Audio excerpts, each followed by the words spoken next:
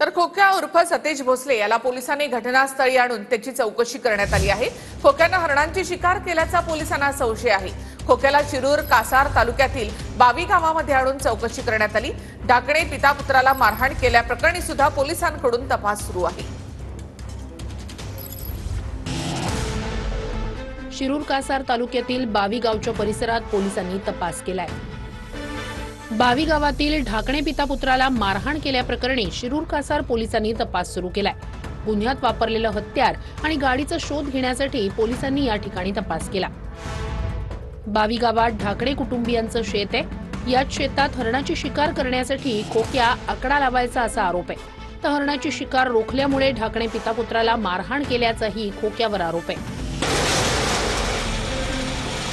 2 दिवसांपूर्वी खोक्याच्या घरावर वनविभागानं तोडक कारवाई केली।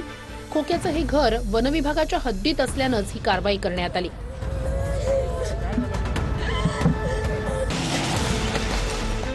दरम्यान खोक्याच्या घरावर कारवाई करण्याची घाई का केली ते वनविभाग आणि जिल्हाधिकाऱ्यांना विचारणार असं धस म्हणालेत।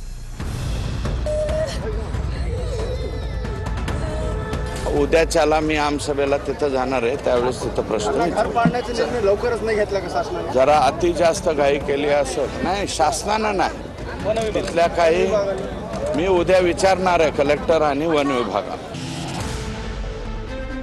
दरम्यान गहिनीनाथ गडावर दर्शनाला जाताना काही गुंड प्रवृत्तीच्या लोकांनी अडवणूक केली। भाऊ म्हणून मी तुमच्या सोबत येतो, तुम्हाला गहिनीनाथ गडावर दर्शन घेण्यासाठी जाता येईल असं म्हणत खोक्यानं मदत केल्याचं करुणा मुंडे म्हणाल्या। पण माझ्यामुळे या ठिकाणी वाद नको असं म्हणून त्या ठिकाणी जाण्याचा निर्णय रद्द केला होता असं करुणा मुंडे म्हणाल्या।